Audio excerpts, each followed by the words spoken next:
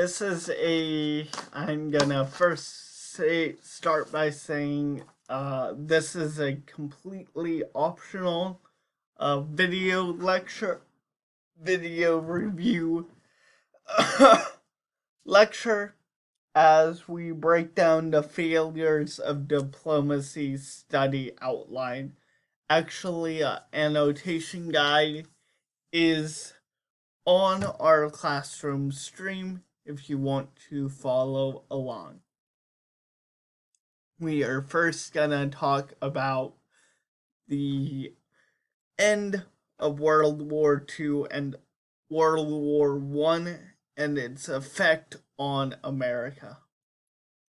The brutal World War of 1914 and 1918, World War I, left much of Europe devastated and destitute.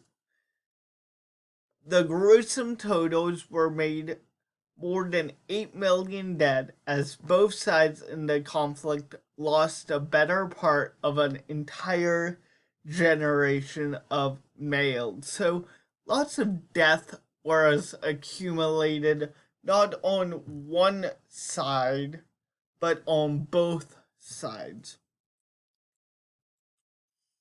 The Allies had accumulated vast national debts of seemingly unmanageable proportions. In contrast, the United States suffered comparatively few combat deaths and emerged from the war with a significantly stronger economy. The profits from arms sales to the Allies were in the billions of dollars, and in the first decade after the war, America accounted for nearly half of the world's industrial output. So this was a major effect to what time period? The Roaring Twenties happened right after World War I. So we are starting to get into this Roaring Twenties era in America. Following the Versailles Treaty, the United States was thrust into the unfamiliar role of the world leader. So we became superpower during the imperialistic goals, but right now we're considered the world leader. Ultimately, American and European diplomats failed to maintain the peace, but it was not for want of trying. The U.S. Senate did refuse to join the League of Nations and the World Court, and during the 1920s, America increasingly turned inward to deal with domestic issues and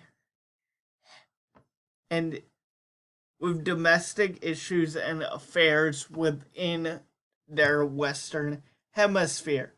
So America was once again in an isolationist state.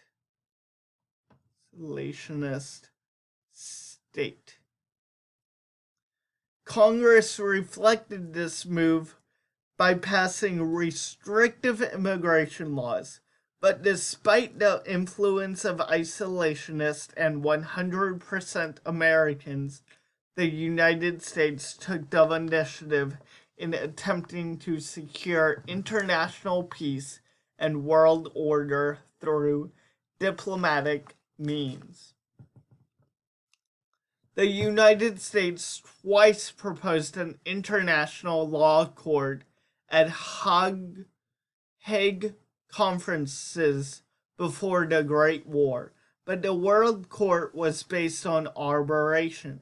Secretary of State Charles Evans Hughes persuaded President Warren G. Harding to seek the Senate's approval to join the World Court, but the opponents to the Versailles Treaty blocked ratification. Despite this, Americans, including Hughes and another Secretary of State, Frank Kellogg, served on the World Court. Furthermore, American observers were sent to the League of Nations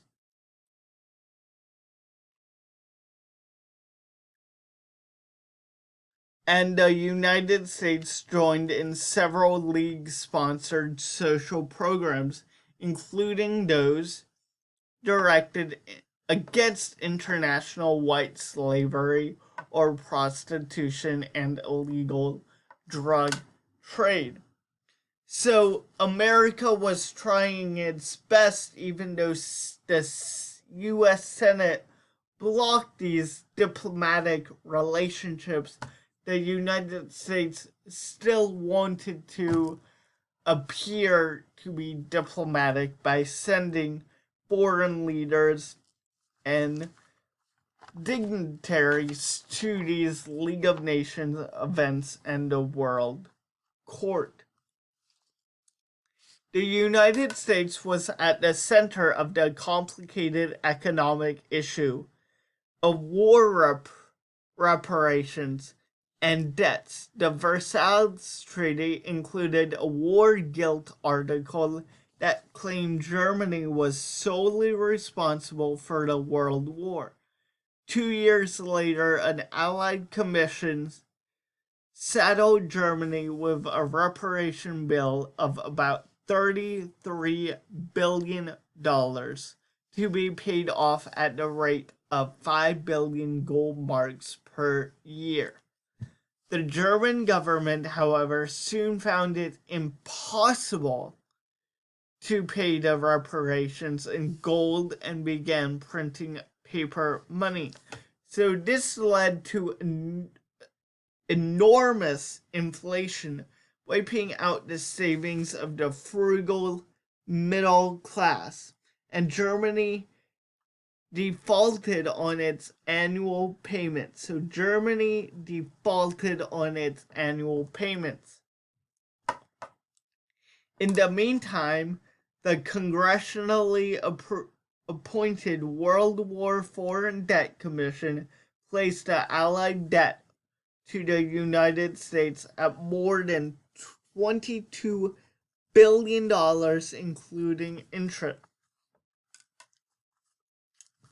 Ultimately, the global economic situation worsened during the 1920s, and the Allied nations were unable to pay their U.S. debt after Germany defaulted on its reparation payment.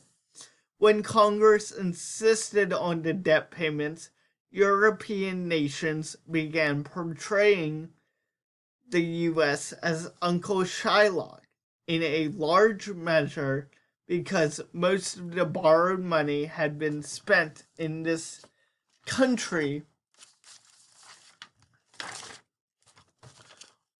on armaments and agricultural products. Additionally, high American tariff barriers made it even more difficult for the debtor nation to establish a favorable balance of trade. So we see the issue that the tariff war between the US and Europe, how it started and how it's gonna impact reparation debts and therefore lead to depression, lead to the Great Depression.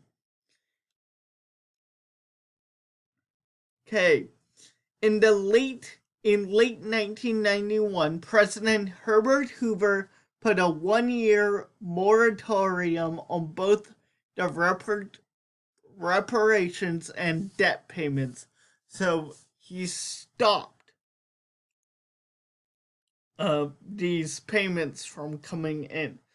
When European nations proposed to cancel 90% of Germany's reparations if the United States similarly lowered their debt payment, Congress refused. Some nations made an effort to meet their obligations when the moratorium expired, but in the end, only Finland paid its debts in full.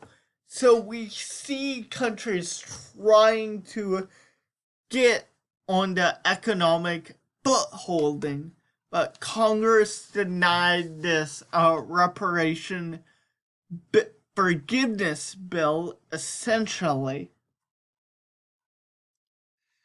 In the wake of the World War, the United States pushed for an agreement on naval disarmament. Many felt that the World War was caused by an armaments race in Europe and said, with this in mind, the Republican administrations participated in several significant international naval conferences. The timing was right for such an initiative, since the carnage of the World War led to a revulsion against the use of military force to settle disputes between nations. Additionally, Americans were interested in protecting their empire in the Pacific without an expensive naval buildup.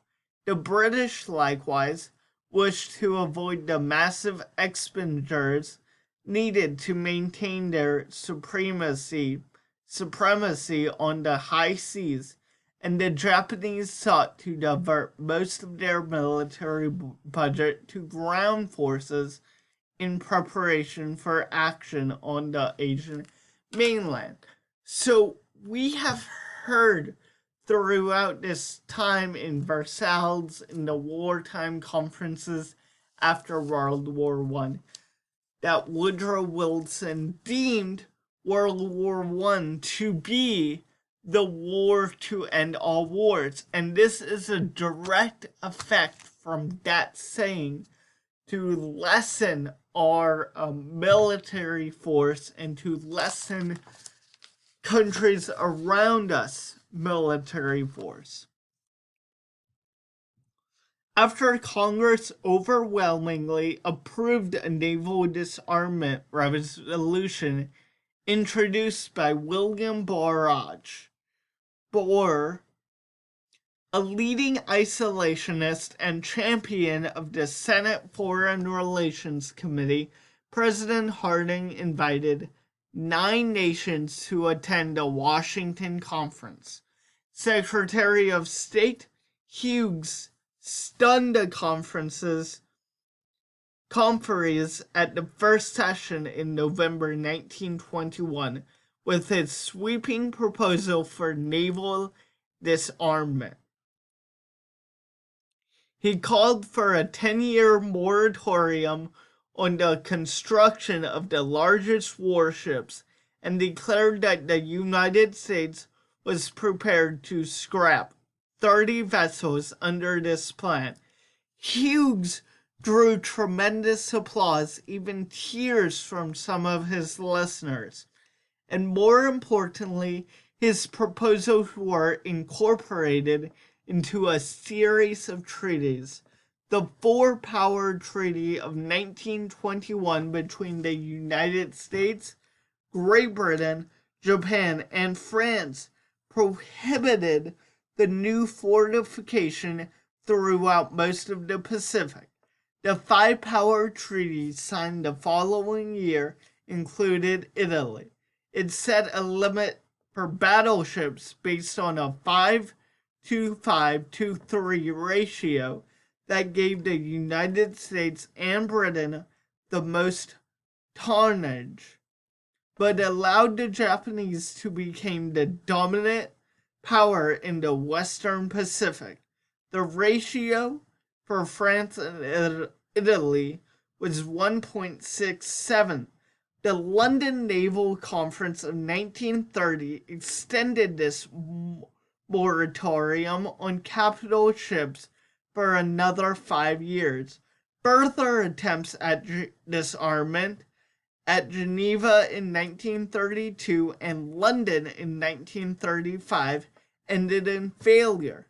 However, due to the growing distrust and insecurity that erupted into the Second World War. So after World War I, there was a significant push, not only in the United States, but around the world, to disarm, to lessen military strengths after this war. But we see in World War II that further distrust and disinformation and insecurity erupted into this World War II war that we are facing.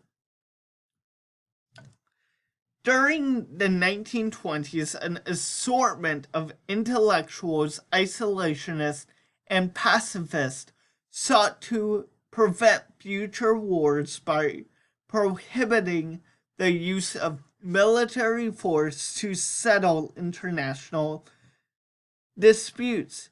James T. Shotwell, a professor of international relationships at Columbia University, wrote an influential essay calling upon all nations to outlaw war by making it illegal. In early 1927, French Foreign Minister Aristide Briand, hoping to capitalize on this growing sentiment in the United States, extended a public invitation to Secretary of State Kellogg to join in mutual defense treaty. Kellogg at first ignored Briand's invitation, realizing that it was directed against Germany, but public pressure mounted from a petition drive that collected more than 2 million signatures. Determined not to be painted into a corner by Briand, Kellogg deftly employed Shotwell's proposition. He called upon all countries to declare war unlawful. In August 1928, the Kellogg-Briand Pact was signed in Paris. Ultimately, 62 nations joined in renouncing war as an instrument of national policy and supporting pacific means to settle international quarrels. Among the signatories were representatives from Germany, Japan, and Italy. The U.S. Senate overwhelmingly ratified the Kellogg-Briand Pact, but most senators were not naive enough to believe their vote was anything more than a symbolic gesture. So, disarmament was a thing. This was also a thing to declare war unlawful during the first few years after this World War. But some senators already knew that saying this is just a symbolic measure, because in the end, war is inevitable. And we see this a few years later in the Second World War. So we all know what happened between 1920 and 1930 in the United States. We suffered a stock market crash, which then started this Great Depression era. So the Great Depression triggered a change in leadership in Washington as the Democrats under Franklin D. Roosevelt swept to power in the election of 1932. Domestic issues were paramount during President Roosevelt's first term, but the impact of the economic debacle influenced foreign affairs as well.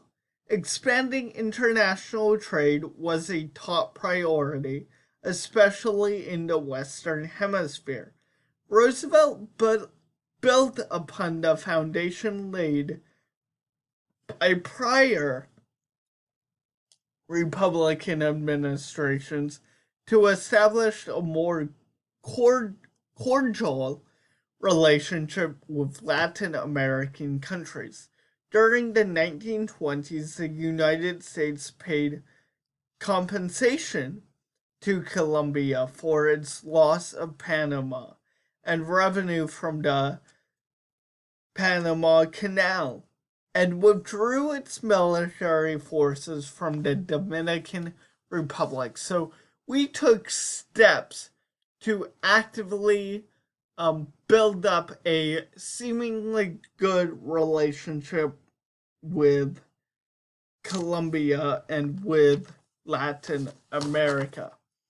In 1928, at the Pan American Conferences held in Havana, Secretary of State Kellogg refused to issue an ironclad pledge against future United States military intervention.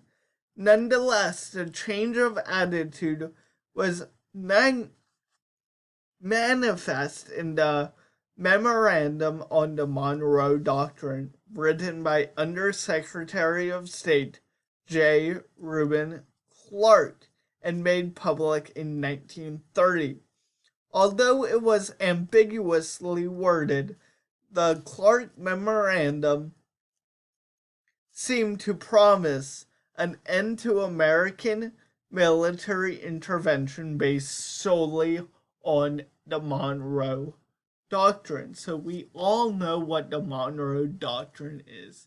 It's basically a pact between the countries of the Western Hemisphere to defend each other from imperialistic or bad plays against the rest of the world.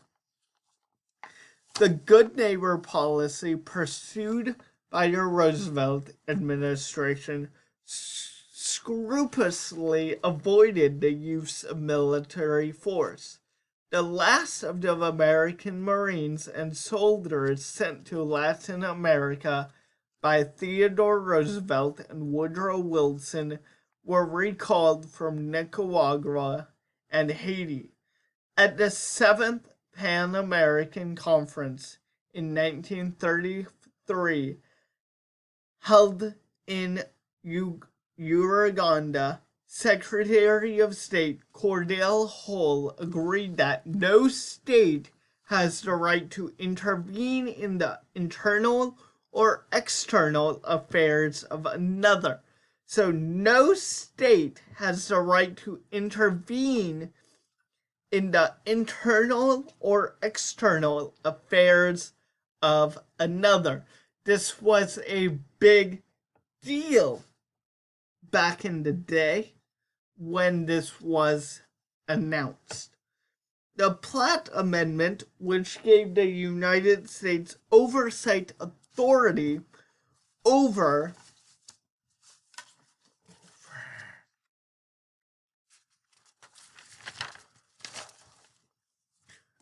domestic Cuban affairs, was abrogated the following year, was dissipated in the following year. President Roosevelt personally attended the Pan American Conference in Buenos Aires in 1936 and promised to consult with Latin American nations for our mutual safety. The Good Neighbor policy fostered hemispheric solidarity during the Second World War. So we were connected. The Roosevelt administration promoted this mutual safety under the good neighbor policy. The Roosevelt administration was less successful in promoting unanimity among the 64 nations represented at London Economic Conference. In April 1933, 2 weeks before the conference convened, Roosevelt took the United States off the gold standard in effect to forestall deflation and total economic collapse.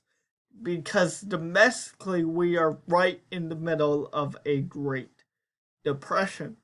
Britain and several other European nations, with the chief expectation of France, already had abandoned gold in a similar effect to manipulate their currencies. This led to extreme fluctuation of the rates of exchange and worsened the global depression by impeding international trade. To alleviate these conditions, the London delegates were expected to set the value of the world's major currencies, lower trade barriers, and discuss reducing the annual payments of the war debt owed to the United States.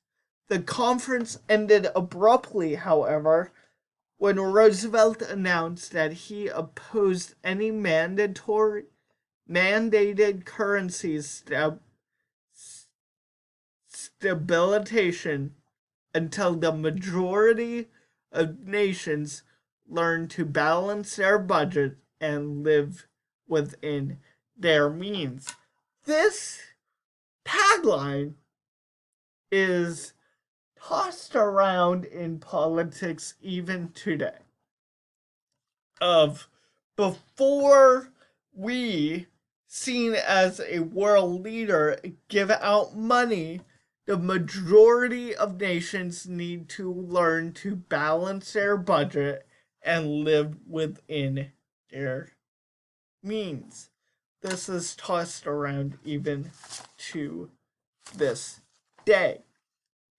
In another move with serious international consequences, President Roosevelt extended diplomatic recognition to the Soviet Union. Republican Secretary of State Charles Evans Hughes had made it clear that the American government broke relations with the USSR because the communists repudiated the Russian national debt, confiscated American property in the Soviet Union, and supported communist propaganda within the United States. But non-recognition did not change Soviet policy, and American businessmen were interested in expanding their markets. Additionally, it was thought that the Soviet Union could restore a balance of power in Europe and Asia in light of the expansion policies of Germany and Japan. The United States extended diplomatic recognition to the USSR in 1933, and the Soviets promised to halt subversive propaganda, guarantee civil and religious liberty to Americans in the Soviet Union, and restore the national debt and property claims issues at a later date. William Bullitt was sent to Moscow as the first United States ambassador, but he returned home Disgusted by the Stalinist purges of the mid-1930s. Although it was past time that the United States and the Soviet Union formally opened diplomatic channels, the USSR did not serve as an immediate barrier to either German or Japanese expansion. So this whole argument that the US and the Soviet Union, USSR, needs to start diplomatic relations, and we'll see how this all works with Germany and Japan's expansion. Democratic and Republican presidents during the early 20th century were committed to protecting American holdings in the Pacific. The Four-Power Treaty, for example, allowed the United States to fortify Hawaii. The Philippines was another major concern.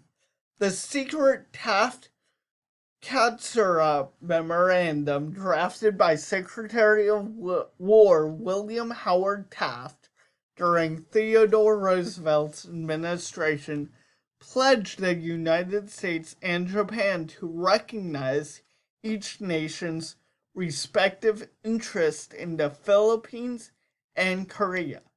In 1916, the Jones Act promised the Filipinos their independence, although at an unspecified time.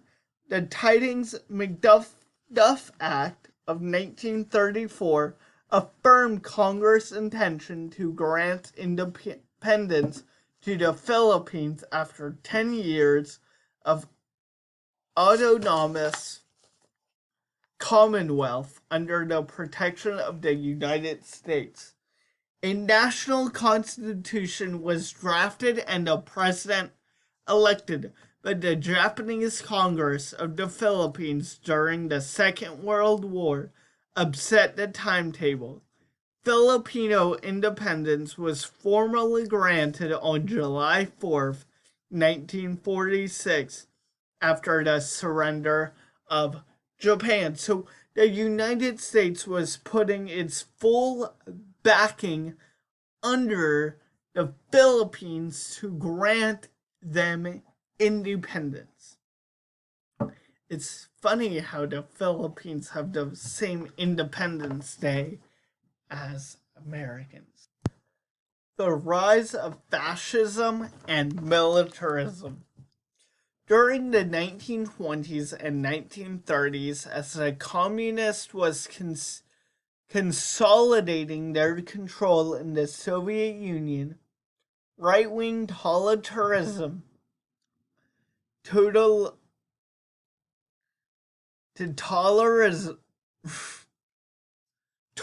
control states ruled by dictators or military cabals emerged in Europe and Japan. Benito Mussolini set the pattern for these governments when he gained power in Italy in 1921.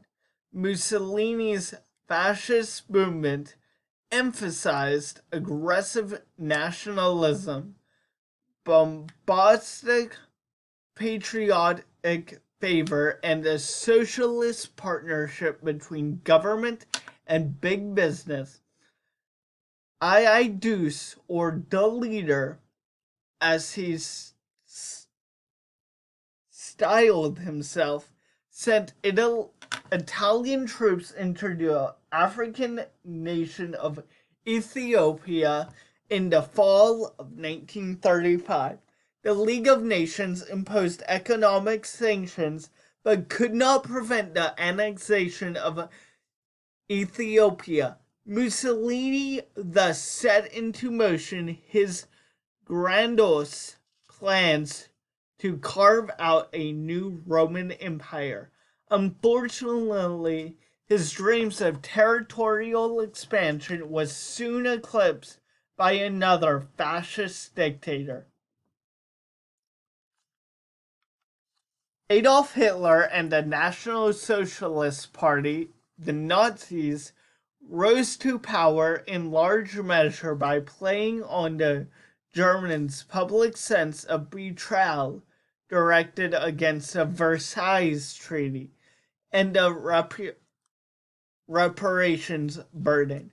With the economic collapse of the democratic Weimar Republic, Hitler and the Nazis seized their chance.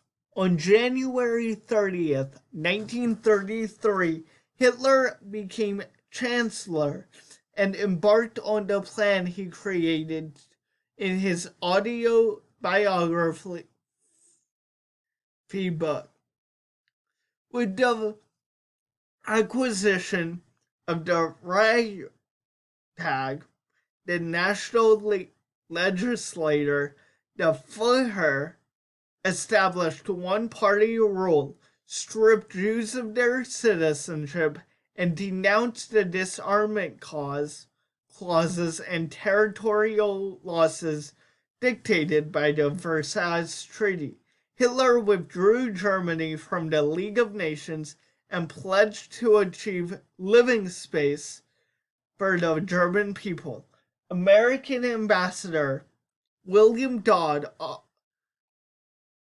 ominously warned from Berlin that most Germans would support the Führer even in outright conquest. So I know a lot of these words even I could not say, but please bear with me. So we see a lot of these fascist dictators rising up in Europe, in Germany and Italy.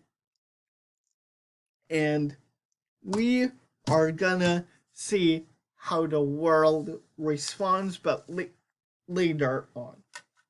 Hitler announced in March 1935 that the Third Reich, a symbol for Nazi Germany, was beginning to rearm program that included an army of 500,000, 5 times that allowed under the Versailles Treaty. Britain and France protested but took no military action. In America, the death of the Great Depression and disillusionist over Americans' participation in the war to end all wars was reaching a peak. Since the United States had never ratified the Versailles Treaty, President Roosevelt and an increasingly isolationist Congress left the entire matter to the European allies. So, Germany basically took the middle finger against the Versailles Treaty and completely broke every single rule imaginable in the Versailles Treaty.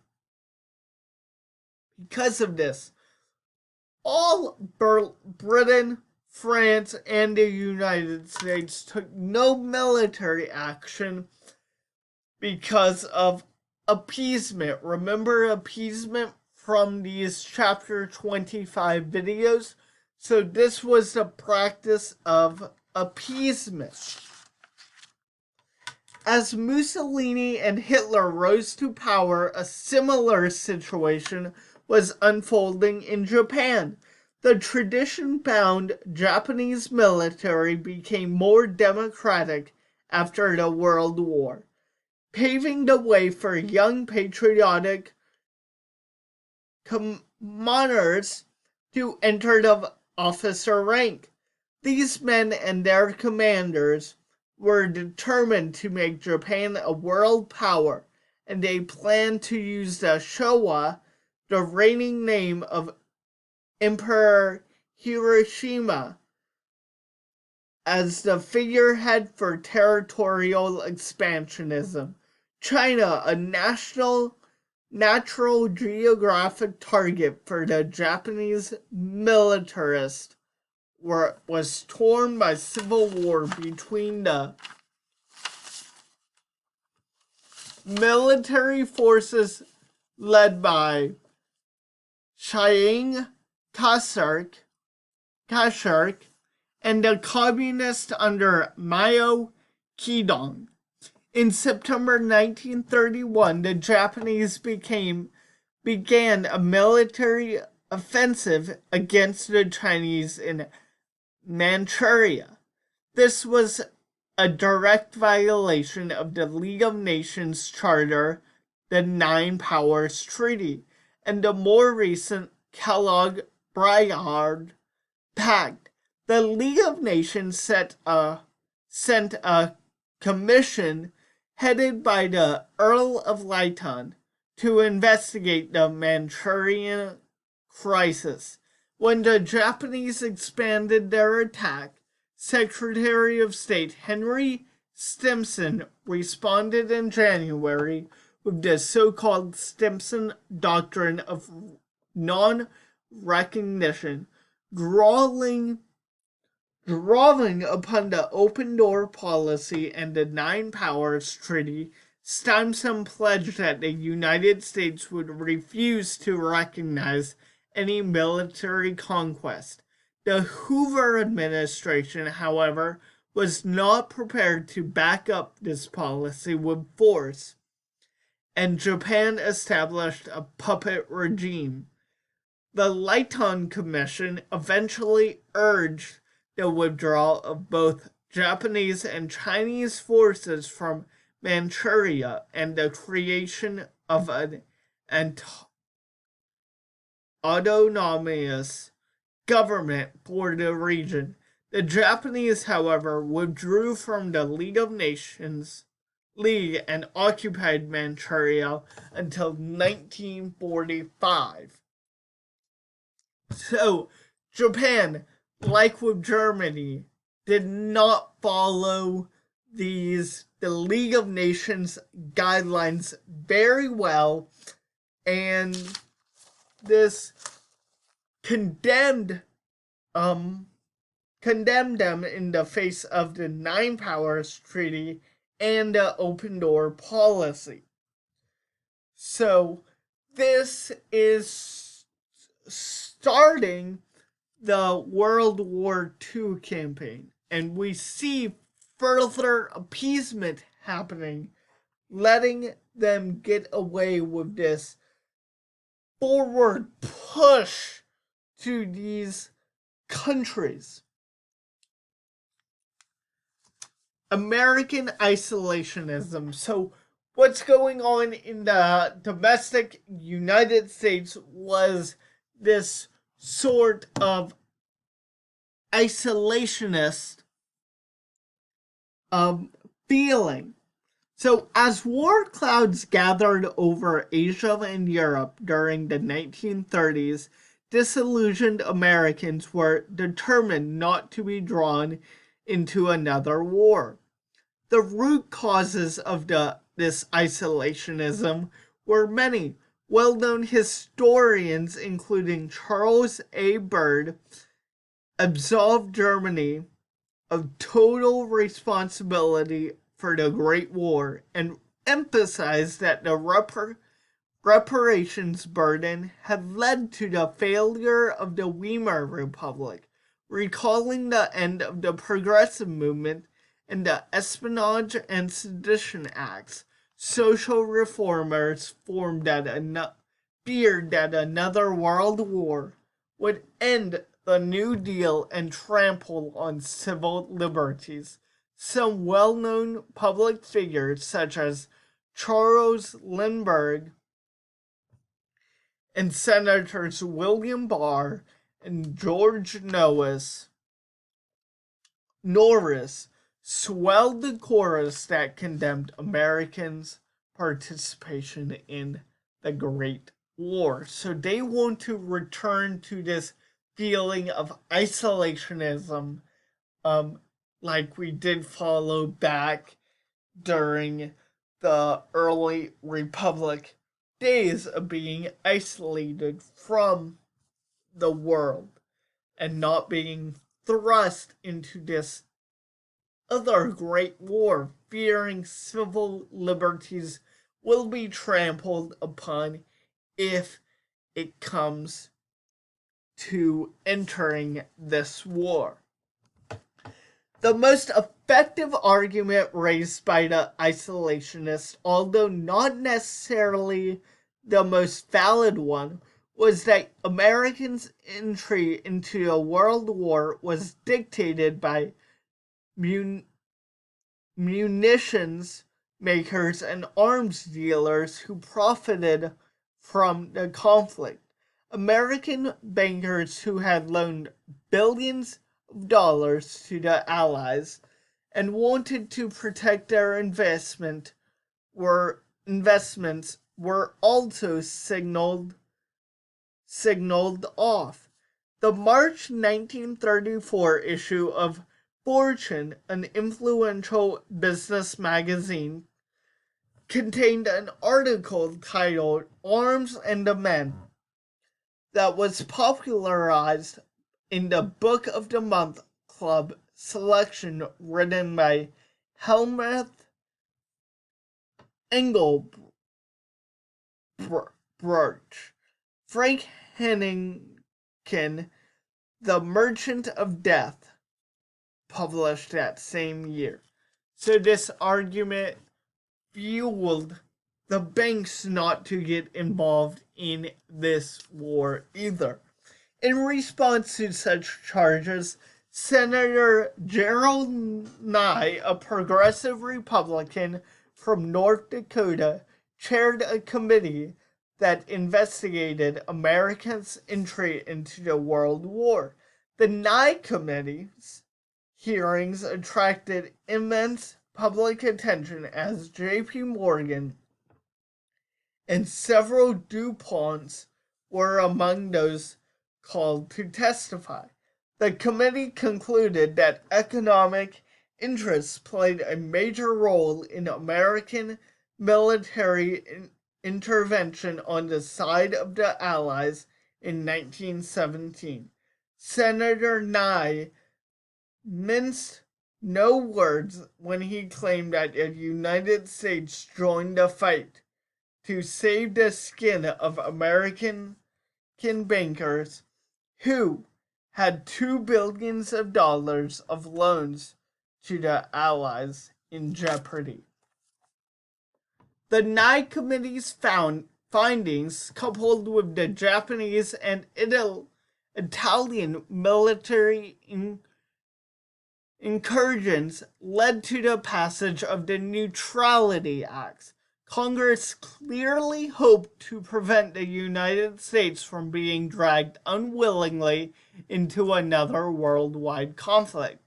The first neutrality bill passed Congress with little debate in August 1935. It prohibited any arms and munition trade with warring nations and authorized the president to ban Americans from traveling on belligerent vessels. Obviously, Congress hoped to shackle the merchants of death and prevent another Lusitania incident. President Roosevelt, however, warned that an impartial arms embargo favored an aggressor and might drag us into war instead of keeping us out. Overwhelmingly public opinion and the implausible Congress, however, forced the president to sign the bill into law. So we see that our president is having certain reluctancy to signing this bill into law, thinking that we may get dragged into war instead of us being able to keep ourselves out of the war. In early 1936, the Second Neutrality Act added an additional sanction to the first law, prohibiting loans to belligerents. Both neutrality acts was due to expire on May 1st, 1937, but Congress extended them on that day. By that time, the Spanish Civil War was raging, and a third Neutrality Act kept the basic provisions of the previous laws and added that the president could impose the restrictions in cases of civil strife. Significantly, the new law also allowed the sale of non-military goods to belligerents on a cash and carry basis. That is, warring factors had to pay for the goods in full and transport them on their own ships. Most of the law's provisions were made permanent, but the cash and carry provision was due to expire in 2 years. So the ultimate goal of these neutrality acts and the cash and carry policy and all these acts was to get the United States not involved in World War II, or any war of that matter, because American isolationists were still propelled on the belief that Woodrow Wilson said World War I would be the war to end all wars. With Europe on the brink of war in the spring of 1939, the Roosevelt administration pushed Congress to repeal the Neutrality Acts. Isolationists, however, refused to budge, and Congress adjourned without acting on the president's request. 3 weeks after German troops moved into Poland and the Second World War commenced in earnest, Roosevelt called Congress into special session and requested the repeal of the arms embargo. He also asked Congress to allow belligerents to